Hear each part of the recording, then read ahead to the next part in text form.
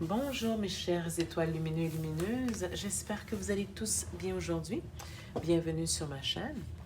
Aujourd'hui, nous allons faire une petite lecture intuitive.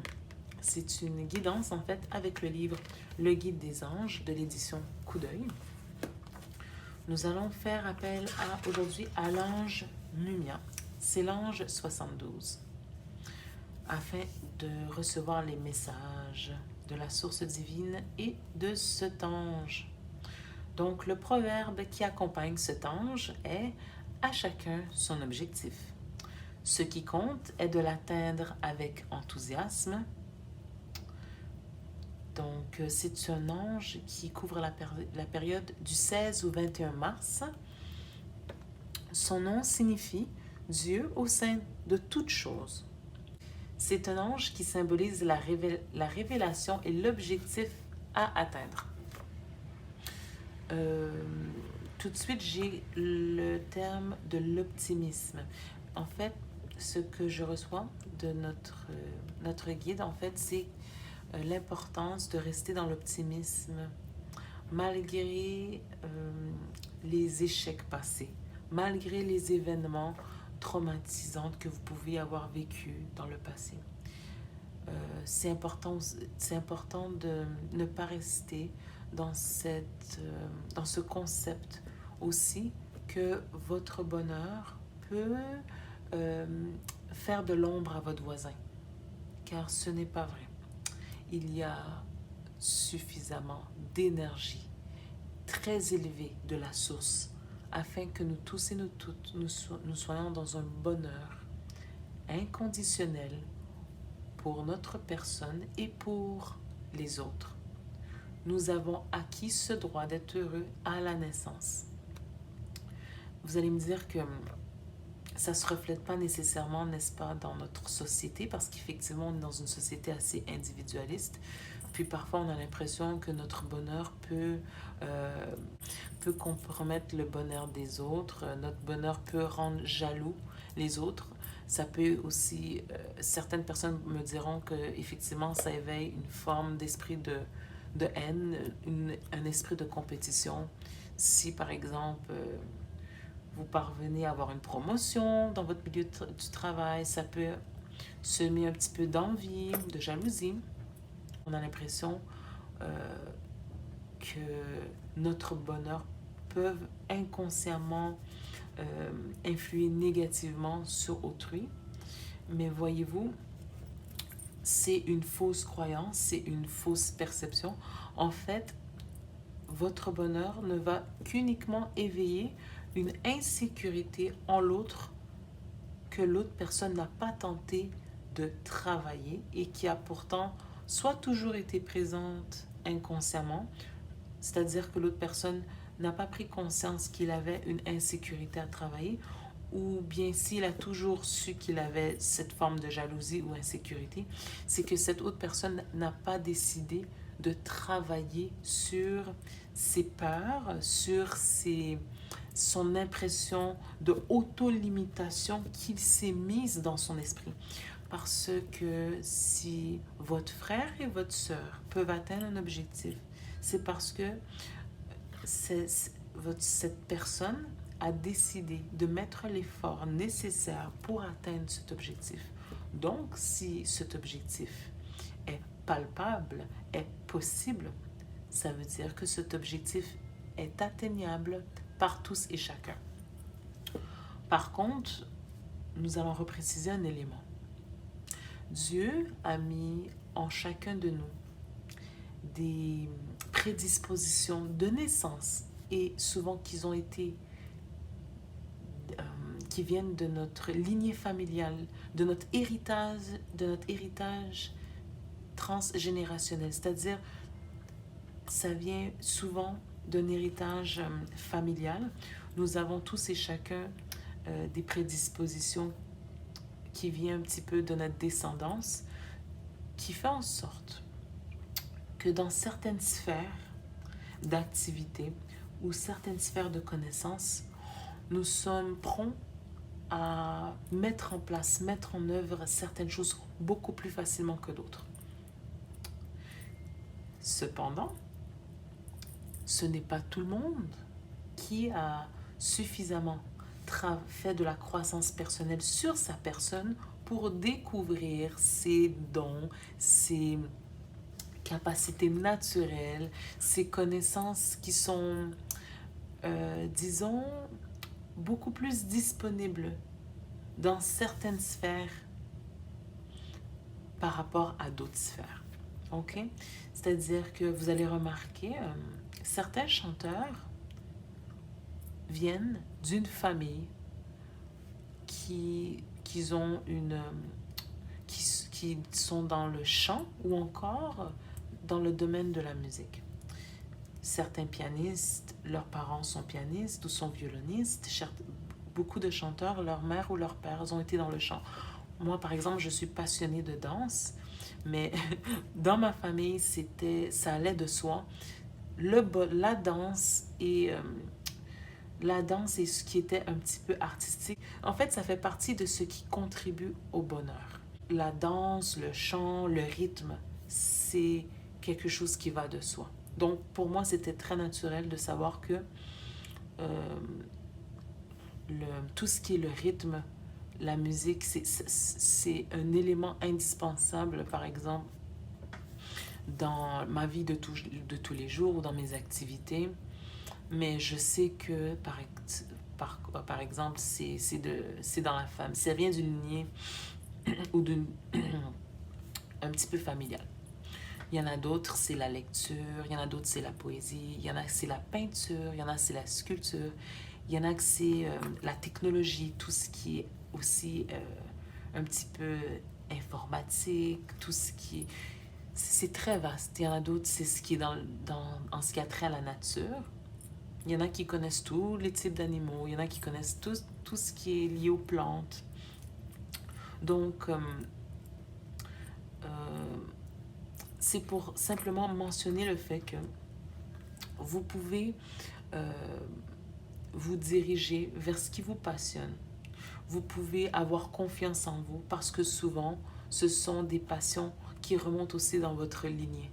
Donc, vous avez été incarné pour être heureux, épanoui, et pourtant, certaines personnes se limitent à cet épanouissement alors que c'est un droit acquis de naissance et c'est un héritage qu'on vous a transmis. D'accord? Donc, si on vous envie pour quelconque raison, si on vous intimide ou encore on vous dit des sous-entendus à la blague pour vous déstabiliser légèrement ou se moquer un peu de vous, ce n'est pas grave, d'accord? Essayez de dédramatiser l'événement ou au contraire, donnez-vous encore plus de courage pour vous concentrer et voir de quelle manière que vous pouvez magnifier votre projet afin que celle-ci vous corresponde entièrement et ce, peu importe ce que l'on pense de vous. D'accord? Parce que dans tous les cas, votre bonheur va influer sur les autres. Les gens peuvent indéniablement se moquer de vous. Par contre, ce qu'ils vont toujours admirer, c'est l'énergie positive que vous allez dégager. Et ça, personne n'est indifférent à ça parce que ça fait du bien. D'accord? Dieu nous a créés ainsi. On aime l'aura, on aime l'énergie, on aime la disponibilité des gens lorsqu'ils sont épanouis. D'accord? Donc, voilà. Je vais poursuivre encore avec ce passage avec l'ange Mumia. L'ange Mumia, il incarne la guérison du corps et de l'âme, ainsi que l'atteinte du but que l'on s'est fixé dans l'existence. L'ange Mumia, il encourage à vivre intensément et à réaliser ses rêves. Il protège les opérations secrètes et aussi il vous aide à avoir beaucoup plus d'anticipation pour pouvoir vous projeter les événements qui seraient en votre faveur pour développer votre projet. D'accord? Il insuffle à ceux qui sont nés sous son influence ou qui l'invoquent la capacité d'apporter le rétablissement des malades par l'utilisation de la médecine traditionnelle et de la médecine aussi naturelle, par exemple les soins holistiques. Ça peut être, ici ils disent l'imposition des mains ou la prière, comme par exemple entre autres le Reiki, comme, ou encore tout ce qui est le travail énergétique. Un petit peu ce que je pratique. Ça aussi pour moi c'est une passion qui est naturelle. Donc euh, vous pouvez voir de quelle manière est-ce que ça vous parle, tout ce qui est votre passion intérieure, de quelle manière est-ce que vous appliquez dans votre vie quotidienne ou encore dans vos temps libres, de quelle manière est-ce que vous nourrissez votre bonheur ou encore de quelle manière est-ce que vous êtes heureux ou heureuse à aider les autres et ce même parfois sans rémunération parce que cela vous fait plaisir tout simplement. Vous pouvez voir de quelle manière est-ce que cela vous parle. Puis pour terminer ici, l'ange Mumia aide les gens qui travaillent toujours dans le milieu un petit peu des soins holistiques, comme par exemple ceux qui travaillent dans la massothérapie, la kinésithérapie, ou encore les gens aussi qui travaillent dans le milieu médical, que ce soit les aides-soignants, les médecins, les ergothérapeutes, les infirmières, les orthophonistes, tous ceux qui travaillent pour l'aide à la personne, aussi pour nos préposés aux bénéficiaires. Ils sont toujours vraiment dévoués à nos patients. Nous pouvons terminer avec cette petite prière avec l'ange Mumia. Donc, je vais me recueillir avec vous, puis je lis la prière. Ange Mumia, instruis-moi sur tes desseins occultes, tout ce qui est caché, afin que vos instruments, vos enseignements ne me soient pas aveugles. Permets-moi de comprendre et d'amener à ma conscience tout ce qui est le plus illuminé pour mon bien-être. Ainsi, je serai mieux en mesure de contribuer à ma façon à l'édification du nouveau monde. Un monde empli d'amour et de paix. Ce monde qui devrait nécessairement être en devenir. Ange Mumia, tu es en contact permanent avec le Tout-Puissant, c'est-à-dire la source, n'est-ce pas? Tu es en synergie avec les moindres mouvements du cosmos. Tu connais les desseins mystérieux qui nous attendent. Pourtant, je ne crains rien, car je sais que je suis d'essence divine. En te prêtant l'oreille, tu ne pourras me protéger. Tu ne pourras que me protéger, de l'adversité. Aide-moi à suivre le chemin que tu éclaires de ta lumière et ne me laisse pas perdre dans l'obscurité des sentiments égoïstes. Les guides me mentionnent toujours de vous garder alerte, de prendre conscience lorsque vous diminuez dans vos vibrations énergétiques, c'est-à-dire que vous soyez de mauvaise humeur, dans un esprit d'insécurité, de doute, de haine, de jalousie. Pourquoi? Parce que ça attire les esprits et les énergies négatives à basse vibration. Et lorsque ceci se colle à vous, c'était comme si c'était un poids supplémentaire qui n'est pas en votre faveur pour augmenter vos énergies et plus le ramener dans la lumière.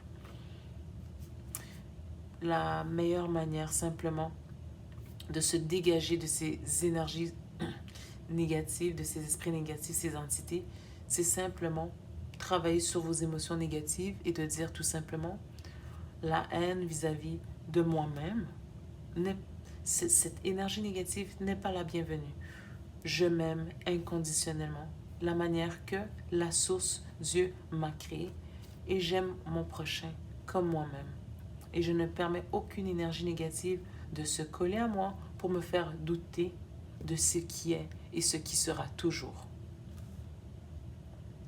Donc, c'était une petite parenthèse que je voulais souligner auprès de vous parce que plusieurs personnes me demandent comment travailler sur cette part d'ombre de moi-même, de soi-même qui peuvent subvenir souvent à notre rencontre. Eh bien, c'est simplement le matin et le soir d'être dans un esprit de gratitude. Puis, lorsque vous êtes dans un esprit de basse vibration, de se le répéter. Simplement, je rejette toute énergie négative. Je rejette toute énergie lourde qui n'est pas dans la bienveillance, qui n'est pas dans le respect de moi-même, qui n'est pas dans le respect de l'autre, de mon prochain, de mes frères et sœurs. Et de veiller à ce que nos gestes, nos paroles, nos actions soient un témoignage pur de la source divine, de ce que Dieu aurait attendu de bien de nous. Et si nous agissons pas en ce sens, c'est important de chercher la cause et de travailler sur ces énergies négatives afin que ceux-ci ne prennent pas possession sur notre personne. Okay? Et c'est entre autres pourquoi parce qu'on encourage beaucoup la croissance personnelle. Okay? Pour ceux qui hésitent un petit peu à approfondir le côté spirituel, simplement de faire constamment de la croissance personnelle avec des énergies d'affirmation, de bienveillance, d'amour, de paix. Souvent, c'est suffisant pour ressortir l'énergie négative qui se colle à vous. OK? Et si c'est plus difficile, vous pouvez très certainement faire du travail énergétique, le Reiki, et aussi faire appel à des thérapeutes ou encore à des psychologues lorsque vous êtes dans des idées très pesantes, très négatives et qui ne semblent pas vouloir vous quitter. Recherchez toujours de l'aide. Ne restez pas dans ces énergies d'ombre et de basse vibration parce que c'est malsain pour vous. Si jamais c'est le cas, d'accord? Donc, pour terminer la prière, Ange Memia, aide-moi à suivre le chemin que tu éclaires de ta lumière et ne me laisse pas me perdre dans l'obscurité des sentiments égoïstes. Permets-moi de participer à la réalisation de ton œuvre et délivre-moi du mal. Ô Ange Memia, je te le dis, viens à ma rencontre pour répondre à mes interrogations et m'aider à atteindre le bonheur. Donc voilà mes chères étoiles, j'espère que vous avez bien apprécié cette guidance, de même que les messages que nous avons reçus de nos guides. Sinon, en attendant, je vous souhaite de passer une merveilleuse journée ou encore une merveilleuse soirée. Je vous embrasse très fort et je vous dis à très bientôt. Au revoir.